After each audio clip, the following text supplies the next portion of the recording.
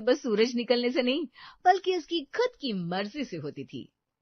रिया, ओ रिया बेटा, 11 बज गए, अब तो उठ जा, कब तक सोती रहेगी? मम्मी प्लीज कर्टन्स बंद करो ना, धूप आ रही है। मुझे भी और सुना है, रात को पार्टी से लेट आई थी, नींद पूरी नहीं हुई है मेरी अभी। बेटा रोज का यही ड्रामा है तेरा। देख, रामू काका 3 बार तेरी चाय लेकर वापस जा चुके हैं। चल उठ, फ्रेश हो जा बेटा। उफ, कितना बोलती हो मम्मी, आखिर आपने मेरी नींद खराब करी थी। अब रामू काका को बोल रहा हूँ मेरी चाय मंगवा दी। तभी सुरेश कमरे में दाखिल होता है। अरे मेरी गुड़िया रानी उठ गई, गुड मॉर्निंग बेटा, ये देखो तुम्हारे लिए क्या लाया हूँ। क्या है डैडी इसमें? वाह, गुच्ची का नया हैंडबैग, ये तो अभी लॉन्च हुआ है ना। Thank you dad, you are the best. सुनिए जी, आपने इसे बिगाड़ कर रखा है। 11 बजे सोकर उठ रही हैं और आप इसके उठते ही इसे गिफ्ट थमा रहे हैं। अरे इसे थोड़ी अक्ल तो दो, थोड़ा समझाओ। कल को शादी होकर ससुराल जाएगी तो क्या वहां भी 11 बजे उठेगी? अरे अपनी गृहस्थी कैसे संभालेगी? अरे मीना, तुम भी ना क्यों मेरी बच्ची के पीछे पड़ी रहती हो। रिया कोई नौकरानी बनने के लिए पैदा नहीं हुई। अरे ये तो मेरी राजकुमारी है, राजकुमारी। मैं इसकी शादी ऐसे घर में करूंगा जो हमारे बराबर का हो, या हमसे भी 4 कदम आगे। वहां नौकरों की फौज होगी, मेरी बेटी को वो तिनका भी उठाने की जरूरत नहीं पड़ेगी, है ना बेटा? बिल्कुल डैड, मम्मी को बस टेंशन लेने की आदत है, मैं क्यों करूँ काम? मेरे नाजुक हाथ खराब नहीं हो जाएंगे। और वैसे भी मुझे पार्लर जाना है, मैनिक्योर का अपॉइंटमेंट है। डैडी कार्ड दीजिए ना प्लीज। ये लो बेटा कार्ड, और सुनो ड्राइवर को ले जाना, खुद ड्राइव मत करना। भगवान ही मालिक है इस लड़के का। ससुराल में सास ससुर की सेवा करना, अपनी गृहस्थी संभालना कोई मजदूरी नहीं होती, संस्कार होते हैं। पर इन बाप बेटी को कौन समझाए? मीना की चिंता जायज थी, पर रिया और सुरेश को इसकी कोई परवाह नहीं थी। रिया की जिंदगी बस शॉपिंग, पार्टी और आराम के इर्द गिर्द घूमती थी। एक दिन रिया अपने मम्मी पापा के साथ बैठी थी, तभी मीना ने उससे पूछा, रिया आज तो तुम्हारे कॉलेज का फाइनल ईयर का रिजल्ट आउट होने वाला था, तुम्हारा रिजल्ट कैसा हुआ, तुमने बताया नहीं? अरे मम्मी मैं तो देखना ही भूल गई। वैसे भी आपको पता है ना, मुझे पढ़ाई में कोई इंटरेस्ट नहीं है। मेरी फ्रेंड बता रही थी पास मार्क्स तो आ ही गए होंगे। बेटा थोड़ी और मेहनत करती तो तुम्हारे मार्क्स अच्छे आ सकते थे ना। अरे मम्मी, अच्छी मार्क्स का करना क्या है? अरे मीना, इसे जो करना है करने दो, पढ़ाई में मन नहीं लगता तो ना सही, कौन सा पढ़ाकर इससे जॉब करवानी है। हमारे पास किस चीज की कमी है, सब कुछ इसका ही तो है, खूब मजे करें। आप दोनों की जो मर्जी आए करो, मेरी तो इस घर में सुनता ही कौन है। बस मेरी एक बात मानो, रिया की शादी की उम्र हो गई है, कोई अच्छा सा रिश्ता देकर इसके हाथ पे लेकर दो। हाँ, मैंने बोल रखा है कुछ लोगों को, मेरी बिटिया रानी के लायक कोई संबंध मिलेगा तो जरूर कर देंगे। रिया के लिए तो ऐसे घर का रिश्ता खोजूंगा जहाँ मेरी राजकुमारी राज करे। ओ डैड, आप कितने अच्छे हो, आप कितने प्यारे हो। हाँ, एक तुम्हारे डैड अच्छे हैं, प्यारे, बाकी सब तो बेकार है ना। वक्त बीता और रिया के लिए रिश्ता आया रोहन का। रोहन का परिवार सुरेश से भी ज्यादा रईस था। शादी बड़ी धूमधाम से हुई। रिया अब उस घर की छोटी बहू थी। रिया के ससुराल में घर के कामों के लिए विमला थी। घर की बहुओं से उम्मीद थी तो बस इतनी कि बड़ों को सम्मान दे, खाना सर्व करे या कभी हाथ में पानी दवाई पकड़ा दे। पर रिया, विमला, अरे ओ विमला, आज साहब को दवाई दी कि नहीं? जी मैम साहब, मैं भूल गई, अभी देती है। रहने दे तू पराठे से। रिया बेटा, तुम बैठी हो ना, जरा वो साइड टेबल से पापा जी की शुगर की दवाई उठा कर दे दो, और पानी का गिलास भी पकड़ा देना। विमला तो है ना, वो दे देगी ना बाद में मम्मी जी, इतनी क्या हड़बड़ी है। अरे बहू, विमला किचन में है, तुम पास में हो, बस पकड़ाना ही तो है। पापा जी प्लीज। विमला, अरे ओ विमला, जल्दी जा पापा जी को दवाई दे। अच्छा, मैं ही दे देती हूँ दवाई, मुझे उठकर दवाई देने में कोई तकलीफ नहीं है। अच्छा सुन रही, आज तेरी पहली रसोई है तो किचन में कुछ मीठा बना ले। कौन, मैं? मुझे नहीं आता कुछ बनाना। और फिर विमला है, और कुक भी तो है ना घर में खाना पीना बनाने के लिए। मुझे क्या जरूरत है खाना बनाने की। अरे बेटा, पूरा नाश्ता बनाने के लिए नहीं कह रही हूँ, वो तो कब का बन चुका है, बस शगुन का कुछ मीठा बना लो। अरे मम्मी जी, ये सब मुझे नहीं आता और ना ही मुझसे होगा। देखिए, मेरे मायके में भी किसी चीज की कमी नहीं थी और ससुराल में भी नहीं है, तो फिर मैं क्यों करूँ किचन में काम। रही बात शगुन की, तो मैं आप सबके लिए ऑनलाइन मीठा ऑर्डर कर देती हूँ। रहने दो रिया, तुम्हें शगुन भी नहीं करना होगा। तभी वहां सुमन तैयार होकर आई। अरे मम्मी जी, पापा जी, मैं बना देती हूँ मीठा, रिया सर्व कर देगी। अब उसे बनाना नहीं आता तो कोई बात नहीं। नहीं बेटा, ये रस्म है, और ये रस्म तेरी थोड़ी ना है। तू जा, तेरे ऑफिस में देर हो रही होगी। अरे मम्मी जी, अभी तो 15 मिनट बाकी है मेरे पास, चली जाऊंगी ऑफिस। तो बस इसी बात पर एक कप चाय पिला दे वो तो मैं आपके बोलने से पहले ही ले आई हूँ पापा जी। ये लीजिए आपकी बिना चीनी की चाय, और मम्मी जी मैंने आपके लिए फ्रूट्स काट कर रख दिए, 11 बजे खा लीजिएगा। जीती रहो सुमन, तू ऑफिस जाती है फिर भी हमारा कितना ख्याल रखती है। और एक ये है, जिसे बैठे बैठे हाथ हिलाने में भी जोर आता है। रिया, ये क्या बदतमीजी है? पापा को दवाई देने में तुम्हें क्या प्रॉब्लम थी? Rohan please don't start. मेरे मायके में मैंने कभी ग्लास नहीं उठाया, तो यहाँ क्यों उठाऊं? आपके पास नौकर है, उनसे काम लो, मुझे ये सब काम पसंद नहीं है। रोहन शांत हो जा, रिया भी नहीं है, धीरे धीरे समझ जाएगी, उसे थोड़ा टाइम दो। पार्टी में जाना ना, उसके लिए ड्रेस लेनी थी, तुम कह रही थी। अरे नहीं नहीं, पैसे की जरूरत नहीं है, पैसे हैं मेरे पास, आज ऑफिस से आते टाइम ड्रेस ले आऊंगी, बाय। सुमन ऑफिस चली गई। सबने नाश्ता किया, फिर सब अपने अपने काम में लग गए। अगले दिन रिया ने रोहन से कहा, रोहन सुनो ना, मुझे कुछ पैसे चाहिए, आज मुझे मेरी फ्रेंड्स के साथ शॉपिंग पे जाना है। अरे शादी में इतना कुछ तो मिला है तुम्हें, पहले वो तो पहन के खत्म कर लो, फिर शॉपिंग करते रहना। नहीं रोहन, मेरी सारी फ्रेंड्स जा रही है, मैंने सोचा इसी बहाने घूम भी लूंगी, और घर पर बैठकर बोर हो रही हूँ, थोड़ी शॉपिंग करूंगी तो मूड अच्छा हो जाएगा। ओके पापा, कितने पैसे चाहिए बताओ? ज्यादा नहीं, बस 60-70 हजार होगा तो दे दो, चल जाएगा। इतने सारे? कहाँ ज्यादा है, मेरे पापा ने तो कभी मुझसे कुछ नहीं पूछा। अलमारी में रखे, ले लेना। अब खुश? हाँ, बहुत खुश। रिया, मैं सोच रहा था कि सुमन भाभी की तरह तुम भी कुछ काम कर लो, ताकि तुम्हें कभी मुझसे पैसे मांगने की जरूरत ही ना पड़े। क्यों, मुझे पैसे की क्या कमी है?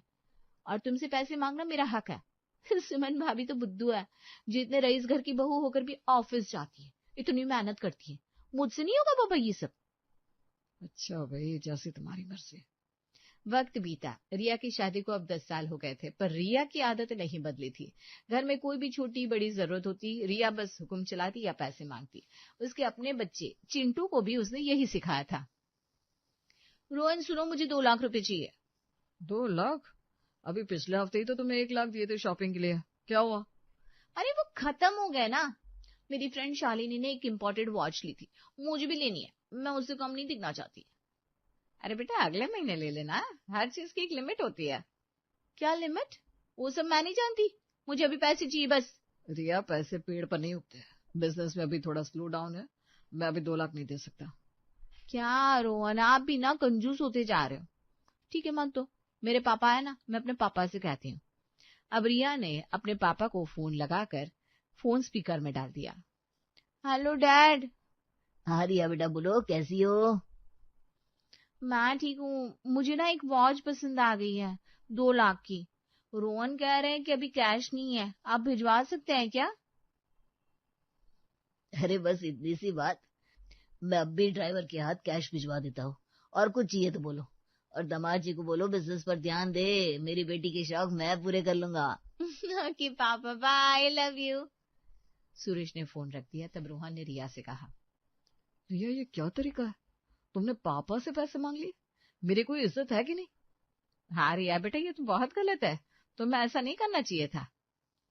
रिया, बात बात पर ऐसे अपने पापा को फोन करना अच्छा नहीं है, वो क्या सोचेंगे हमारे बारे में।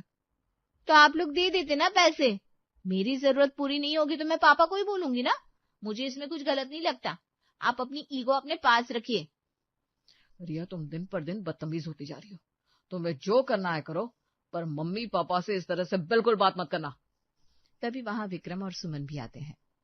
पहले तो मैं भी सोचता था कि नादान है, धीरे धीरे अकल आ जाएगी, पर 10 साल बाद भी इसका वही हाल है, पता नहीं रिया कब समझेगी। इसमें समझना क्या है, मेरे मायके में कुछ कमी है ना ही मेरे ससुराल में, तो मैं तो खूब मस्ती करती हूँ। बुरा मत मानिए सुमन भाभी, पर आपको भी मेरी तरह रहना चाहिए, पर नहीं, आपको तो सेल्फ इंडिपेंडेंट बनने का शौक चढ़ा है। ये जो खुद कमाते हैं और खुद खर्च करते हैं ना, इसका अलग ही सुख है, पर ये तुम्हारी समझ में नहीं आएगा। तुम्हारा क्या है, तुम तो बस खर्च करो, कभी रोहन भैया से मांग कर, कभी अपने पापा से। देखो मैं तो कहती हूँ अभी भी वक्त है, संभल जाओ। ओ भाभी, मुझे नहीं चाहिए आपका लेक्चर, अपना ज्ञान अपने पास रखिए। मेरे 2 लाख का इंतजाम हो गया है, मैं चली नई वॉच लेने, बाय। अब रिया चली गई। घर वाले दंग होकर उसे देखते रहे। घर में अब ये सब आम बात थी। रिया की फरमाइश कभी उसके पापा पूरी करते, कभी पति। वहीं सुमन बहुत ही समझदार थी, वो अपने खर्चे खुद उठाती थी और उसने पिंकी को भी सही सीख दी थी। वहीं रिया ने चिंटू को अपने जैसा ही बना लिया था। एक दिन, मम्मा देखो, चाची ने चिंटू के लिए कितने खिलौने मंगाया है, मुझे भी वो बड़ी वाली डॉल चाहिए। बेटा, तुम्हारे पास पहले से डॉल्स है ना। हम चीजें जरूरत के हिसाब से खरीदते हैं, दिखावे के लिए नहीं। मैं जो पैसे कमाती हूँ उसकी वैल्यू समझो। अरे पिंकी दीदी, मेरी मम्मा कहती है पैसे खर्च करने के लिए होते हैं। मेरे नाना जी और पापा के पास तो बहुत पैसे हैं, मैं जो मांगता हूँ मिल जाता है। सच में चिंटू, तुझे रिया चाची डांटती नहीं है क्या? नहीं, बिल्कुल भी नहीं। मैं मम्मी से कहकर आपके लिए ये डॉल मंगवा दूंगा। नहीं चिंटू, रहने दो, मम्मी जब दिलाएगी तब मैं ले लूंगी। वैसे भी मम्मी ने सही कहा है, मेरे पास बहुत सारी डॉल्स है। ओके। सुमन वहां बैठी चिंटू और पिंकी की बातें सुन रही थी। उसे चिंटू की बातें अच्छी नहीं लगी। वो रिया के कमरे में गई और रिया से कहा, रिया, तुम चिंटू को क्या सिखा रही हो? उसे ना सुनने की आदत नहीं रहेगी तो आगे बहुत मुश्किल होगी, वो जिद्दी हो जाएगा।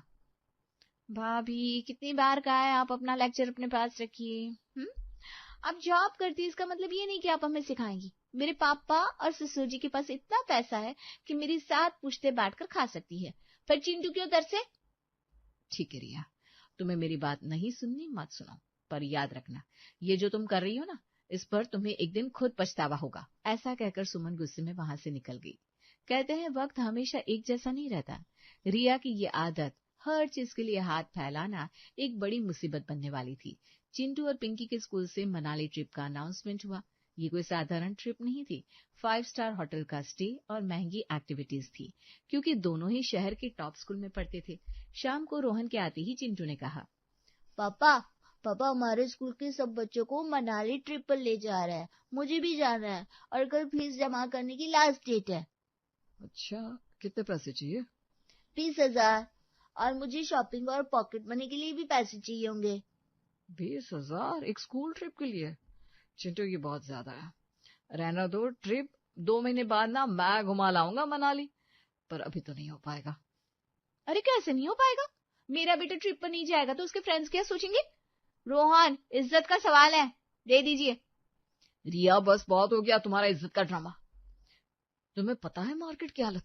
मेरा पेमेंट फंसा हुआ है, क्रेडिट कार्ड का बिल पहले ही लिमिट क्रॉस कर चुका है, तुम्हारी ऑनलाइन शॉपिंग की वजह से।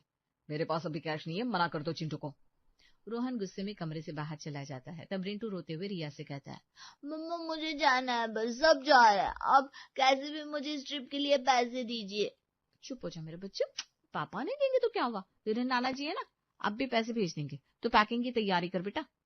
रिया ने बड़े कॉन्फिडेंस से अपना फोन उठाया और सुरेश को कॉल कर दिया। लेकिन आज किस्मत कुछ और ही खेल खेल रही थी। Hello dad. हाँ बेटा, कैसी हो, सब ठीक है ना? क्या बताऊं डैड, चिंटू को स्कूल ट्रिप पर जाना है, उसे पैसे चाहिए थे, रोहन ने मना कर दिया। अब मेरा बच्चा बेचारा तब से रोया जा रहा है, इसीलिए मैंने आपको कॉल किया। बेटा, अभी तो मेरे पास नहीं हो पाएगा। 15 दिन पहले ही मैंने तुम्हें 5 लाख दिए थे, फिर और भी कामों में बहुत पैसे लग गए हैं। तुम मुझसे 10 दिन बाद ले लेना, सब तुम्हारा ही तो है बेटा। पर मुझे आज चाहिए पैसे, कल तो फीस की लास्ट डेट है। सॉरी रिया बेटा, तुम कहीं से भी अरेंज कर लो एक बार, अभी तो मैं बिल्कुल नहीं कर पाऊंगा। और फिर मैं और तुम्हारी मम्मी अभी घर पर है भी नहीं। अच्छा, आप लोग बाहर गए हैं, मुझे बताया भी नहीं। अरे बेटा, वो बताना ही भूल गए, पर मैं इसी वीक लौट आऊंगा। अच्छा, मैं फोन रखता हूँ। Okay dad, bye. फोन रखने के बाद रिया सोचने लगी, जब जरूरत है तो किसी के पास मेरे लिए पैसे ही नहीं है। तभी चिंटू ने कहा, मम्मा क्या हुआ, नाना जी पैसे भेज रहे हैं ना? मुझे कल सुबह फॉर्म फिल करके देना है। चिंटू बेटा, नाना जी तो बाहर गए हुए हैं, वो पैसे नहीं भेज सकते, उन्होंने भी मना कर दिया। तो दादी से मांगो, दादू से मांगो, मुझे नहीं पता, मुझे जाना है। आप तो कहती थी आपके पास बहुत पैसा है, आज 20,000 भी नहीं है, आप झूठ बोलते हो, यू आर अ लायर। अपने ही बेटे के मुंह से लायर सुनकर रिया को जैसे तमाचा लगा। वो भागकर सास के कमरे में गई। मम्मी जी वो पापा जी कहाँ है? मुझे चिंटू के लिए पैसे चाहिए थे। तेरे पापा जी तो सुबह ही किसी प्रॉपर्टी के सिलसिले में वकील के पास गए हैं, फोन बंद है उनका। और मेरे पास तो तूने छोड़े ही नहीं पैसे। परसों ही तो किटी पार्टी के लिए ले गई थी 50,000 मुझसे। अब घर खर्च के लिए बचे हैं जो मैं नहीं दे सकती। मम्मी जी प्लीज मेरी नाक कट जाएगी, चिंटू रो रहा है, कल लास्ट डेट है, रोहन के पास नहीं है, पापा शहर से बाहर है, मैं क्या करूं? तो अब मैं क्या करूं रिया? मैंने तुझे हमेशा समझाया बेटा थोड़ा हाथ रोक कर खर्च कर, थोड़ा जोड़ कर रख, पर तुझे तो लगता था पैसा कुएं से आता है। आज देख 5 करोड़ के घर में होकर भी तू 20,000 के लिए लाचार खड़ी है। तभी वहां सुमन आती है। वो ऑफिस से लौटी थी, उसने रिया को रोते हुए देखा। क्या हुआ रिया, सब ठीक तो है? भाभी चिंटू की ट्रिप, पैसे नहीं है रोहन के पास, मायके में भी नहीं है, पापा जी फोन नहीं उठा रहे, चिंटू जिद कर रहा है। बस इतनी सी बात। सुमन ने अपने पर्स से चेकबुक निकाली और 20,000 का चेक काटकर रिया को दिया। ये लो, चिंटू की फीस भर देना और ये 5,000 कैश उसकी शॉपिंग के लिए। भाभी आपने भैया से पूछा भी नहीं, पापा जी से भी परमिशन नहीं ली, और आपने ऐसे ही पैसे दे दिए। मैं तो रोहन से पूछ कर या मांग कर पैसे खर्च करती हूँ। रिया, ये चेक मेरी सैलरी अकाउंट का है, ये मेरी मेहनत की कमाई है। मुझे ये पैसे खर्च करने के लिए विक्रम या पापा जी से पूछने की जरूरत नहीं है। मैं घर भी संभालती हूँ, सबकी सेवा भी करती हूँ, लेकिन मेरी एक पहचान बाहर भी है। लेकिन भाभी भैया गुस्सा नहीं करेंगे? क्यों करेंगे, ये मेरा पैसा है। आज अगर विक्रम को भी जरूरत होती तो मैं उसे भी देती बिना किसी से पूछे। रिया, इसे ही तो आजादी कहते हैं। आज तुम रो रही हो क्योंकि तुम डिपेंडेंट हो, कभी पापा पर, कभी पति पर, कभी सास पर। जिस दिन ये चेक तुम अपने साइन से काटोगी ना, उस दिन तुम्हें किसी के सामने हाथ फैलाने की जरूरत नहीं पड़ेगी। सुमन की बातें रिया के दिल में तीर की तरह लगी। उसे अपनी 3 करोड़ की रईसी और 5 करोड़ की ससुराल का घमंड चकनाचूर होता दिखा। उसके पास सब कुछ था, पर असल में अपना कुछ नहीं था। भाभी अब सही कह रही है, आज मुझे बहुत शर्म आ रही है। मैंने हमेशा सोचा कि पैसे वाले घर की बेटी और बहू हूं तो मुझे काम करने की क्या जरूरत है, पर आज 20,000 के लिए मेरी औकात मुझे दिख गई। अगर आज मैं भी आपकी तरह कुछ करती होती तो रोहन की हेल्प करती, बजाय उनसे पैसे मांगने के। रिया, देर कभी नहीं होती। तुम पढ़ी लिखी हो, तुम्हारे पास टैलेंट है, तुम कपड़ों की कितनी अच्छी समझ रखती हो। भाभी क्या आप मेरी मदद करेंगी? मैं अब और मांगने वाली नहीं बनना चाहती। बिल्कुल, तुम चाहो तो अपना बिजनेस कर सकती हो या फिर कुछ और, इससे तुम्हारी सेल्फ रिस्पेक्ट बनी रहेगी। तभी वहां पिंकी आई। मम्मी मेरी स्कूल से ट्रिप पर जा रहा है, 20,000 देने को कहा है, मैं जाऊं? हाँ जरूर जाओ बेटा, मैं कल खुद तुम्हारे साथ स्कूल आकर तुम्हारी मैम को पैसे दे जाऊंगी। मम्मा यू आर दी बेस्ट मम्मा। रिया ने उस दिन सुमन से वो चेक लिया, लेकिन एक कर्ज की तरह नहीं, बल्कि एक सबक की तरह। उसने अगले ही दिन से अपनी आलस और घमंड की चादर उतार फेंकी और अब वो भी जॉब करने लगी।